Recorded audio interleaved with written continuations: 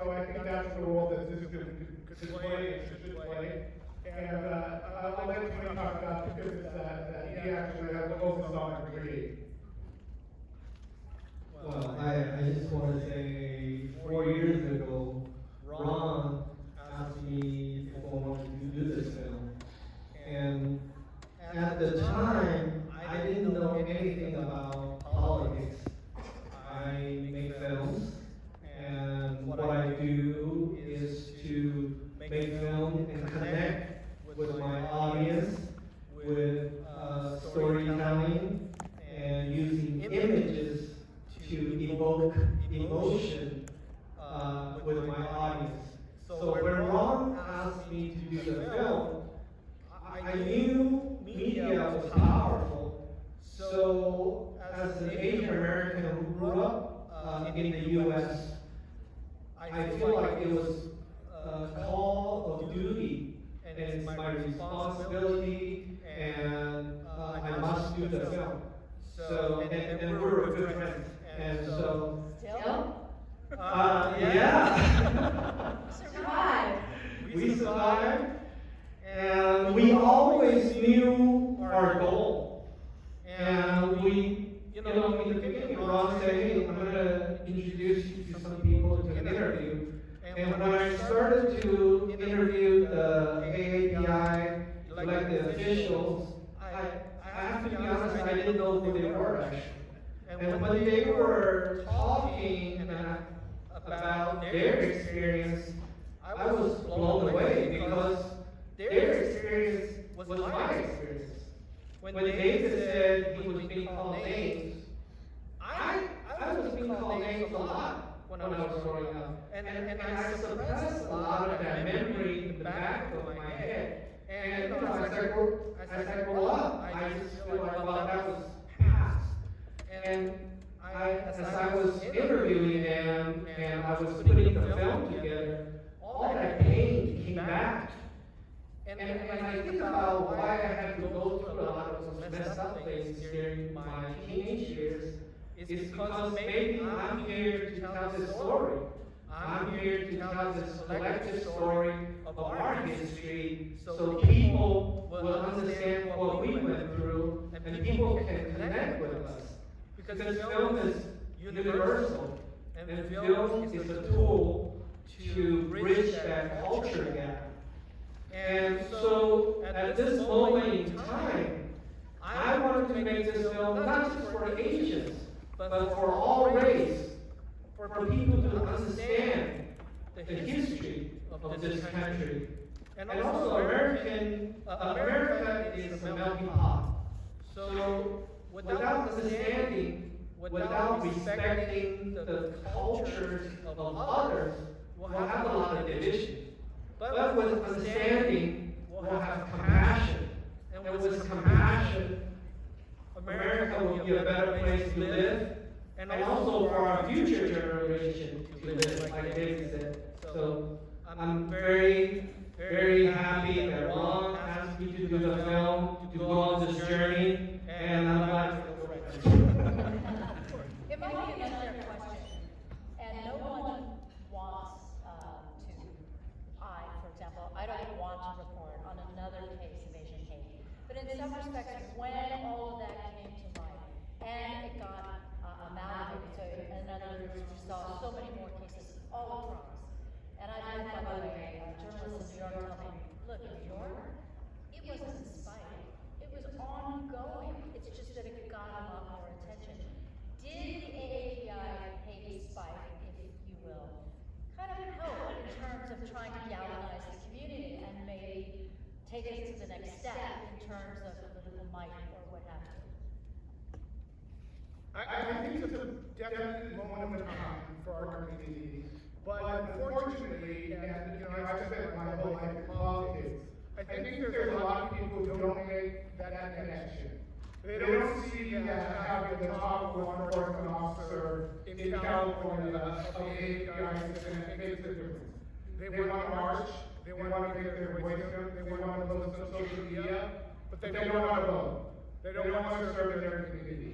They don't want to organize at the grassroots level. They don't know that having a city attorney in San Francisco, or a sheriff in the assembly, or leaders in the state legislature that look like them makes a difference.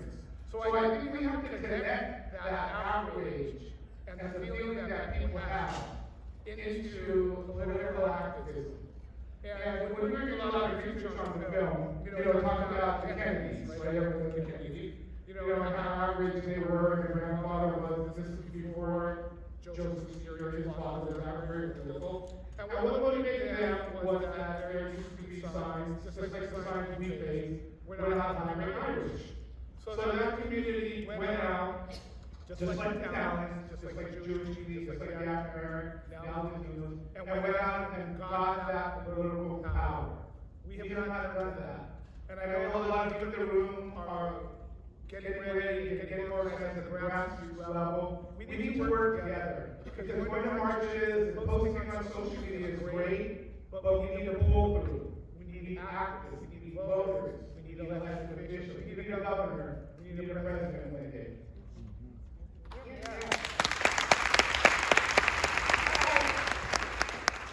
Moving on, and moving on to the VIPs, not that y'all. But these are very, very important people.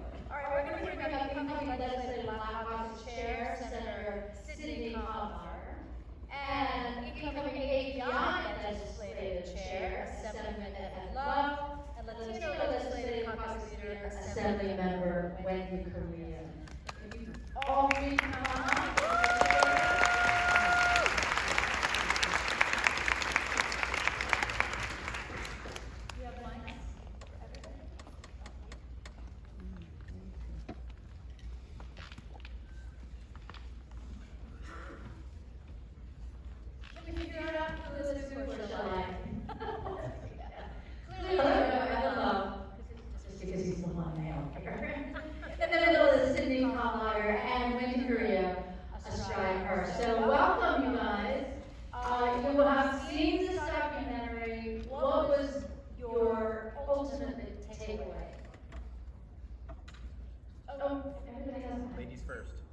Ladies first, indeed. Wendy, how about you?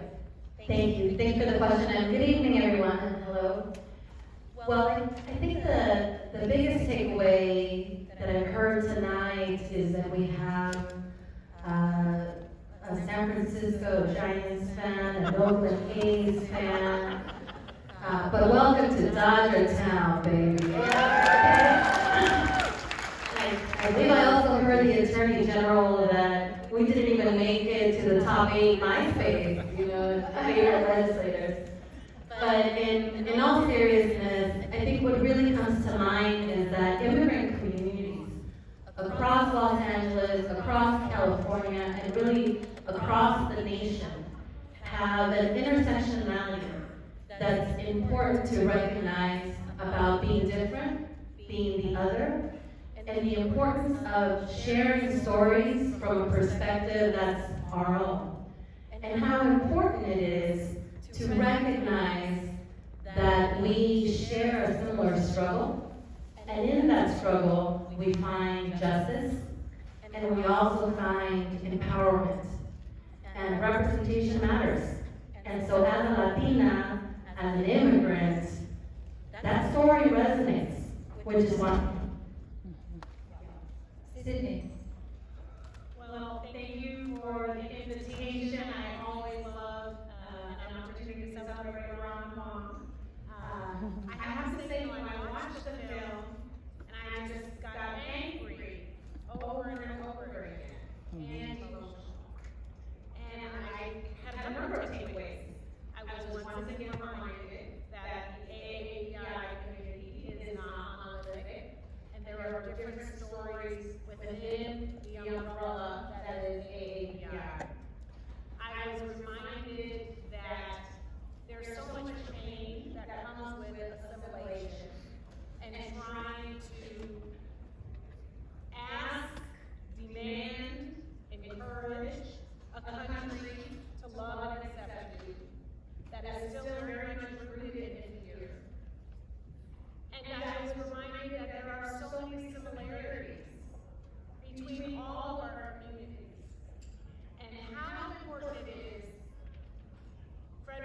Rogers has a great quote about the human condition, and everything that's part of the human condition is mentionable, and if it's mentionable, then it's manageable. And so how important it is to talk about the things that make us sad, make us afraid, make us angry, with folks within our community and with folks in other communities. And as difficult as it may be to talk about histories and pain and traumas, if you do, then it opens up the door for everyone else to step inside safely and say, how can I be a better ally? Absolutely. Now, Evan, on the bill, you actually talked about marching and the issue of AAPI that they came out to march on. Is there an issue that can truly galvanize a multi-diverse community to come together? Imagine if we could all be marching for something like this, of course. What is that issue that we all march for as Asians and Islanders? Aside from the API, stopping the API, did we march during the month of March for Women's History Month? Did we march during LGBT Pride Month in June? Did we march for our lives with respect to firearms? Did we march with Black Lives Matter? Did we march at all? And is that sustained? So the acknowledgement of Ron and Tony telling this story is incredible to help uplift our community. But what's equally important is to say this. It actually takes a little bit of a step backwards, which is, who the heck are the three of us? What is a state assembly member? What is a state senator? For that matter, who is your state assembly member? State senator. Why is that relevant? And if we don't know, how do we expect to hold our elected representatives accountable to the democracy that we will see? And the fact of the matter is, we are so privileged to be able to have incredible allies who have joined us in this fight, recognizing that no one should be harmed. But this story tells us something completely different. Because here's the thing: for all of you who identify as Pacific Islanders, how many of you, by raise your hands, growing up, your parents told you you should become a politician when growing up? Raise your hand. Right. Now, watch these hands here. How many of you were supposed to become a doctor, lawyer, engineer, or accountant? Raise your hand. Okay, well, half of you are raising your hand. I don't know what your parents told you. Our generation, I think it made a difference. But by the way, they did not want me to be a broadcast journalist. My mom said, "We're 2 cents." And actually, they very much also acknowledge and also the work being in the newsroom and telling these stories that when there is activity or a hate crime, that oftentimes the news doesn't say, why should we come up with this? Give us a new flavor. It's, no, this is what our community demands and needs to hear about. So I think the answer to your question is about how we can look at this moment in time and recognizing that there is no cavalry that's going to come. We oftentimes are victimized and say, we're vulnerable, someone else is going to do it, someone else is going to run, someone else is going to fix the problem. But the fact of the matter is, there is no cavalry. We are it. So using this moment as an opportunity to enjoy each other's company, but then to reflect on the film to say, what kind of community do I want to see for my children in the future? Well, it's a different time for sure, and I think that a lot of us, or some of us who are older, sort of inculcated with the idea. My parents were interned, my grandparents were interned. When they got out of the camps and they were allowed to move back to the West Coast, it was all about just keep your head down. You know, the real estate agent told my parents, "You don't know whether you're going to like this neighborhood, meaning you don't know whether they're going to accept you in this neighborhood." By the way, it's kind of hard. You know, come on. You know, kind of hard. It's like, really? When that goes so exclusive, you can't have some couple of Asians move in. Anyway, I think that becomes a part of that generation and beyond. It's that whole, like, you're not supposed to object, you're not supposed to rally. Yeah, it's easy to go to a march, hold a sign, but beyond that, I think it's a little harder. And maybe the tide is turning thanks to people like you. And I'm not just talking about you, I mean the whole panel here. So I want to give an opportunity to Wendy to announce this grant that you experienced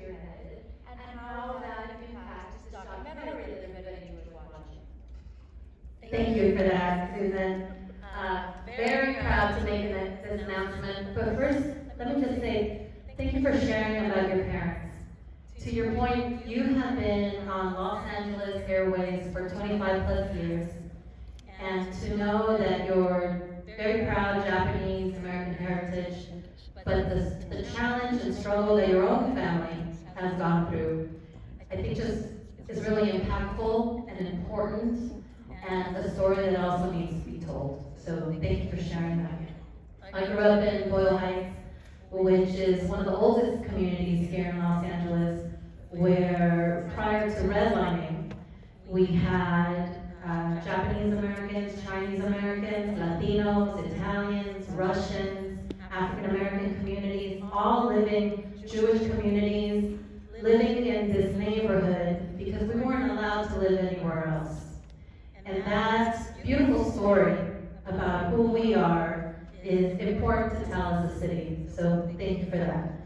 So I have known former council member of Los Angeles, David Rue, since we were young Democrats in college in our early 20s. We have since aged out. We're now elder millennial leaders. But he reached out when you did the screening in Sacramento and asked me, can you help us figure out how to get a bigger audience? I have been working in the space of diversity and equity in Hollywood when it comes to the California Film Tax Credit, and how we use public funds to ensure that there is representation that looks like the people in this room.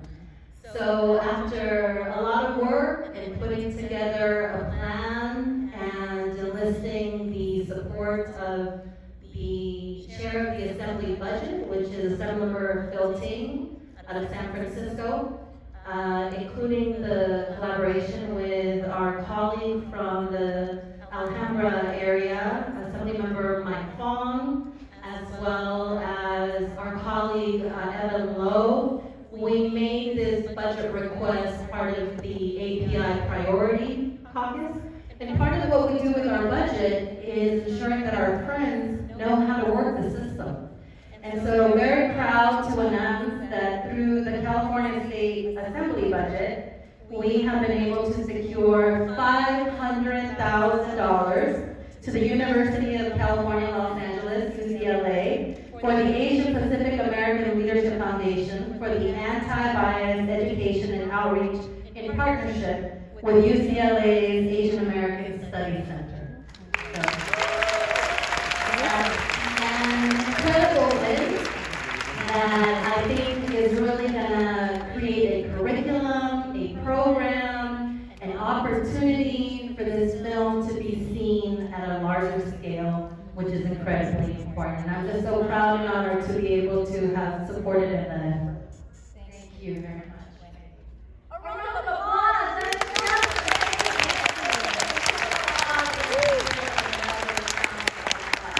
Any closing thoughts here? Well, I just think you guys do all that we can to publicize the movie. And I think we have to continue to share our stories. And also to remind folks about history. As I was thinking about tonight, I was actually thinking about Richard Aoki, who was a founding member of the Black Panthers, who was Japanese American. It's a great example of communities' intersectionality and working together when it comes to social justice. I was thinking about Senator Richard Pan, who is my colleague on the Senate side, fighting for the Office of Racial Equity and fighting to get it funded. I was thinking about Assemblymember Ed Lowe and hearing his voice speeches when he was talking about Asian hate, when he was talking about his grandmother and how he was afraid for her and her safety, and why, as painful as it was to hear, it was important to hear, so that as an African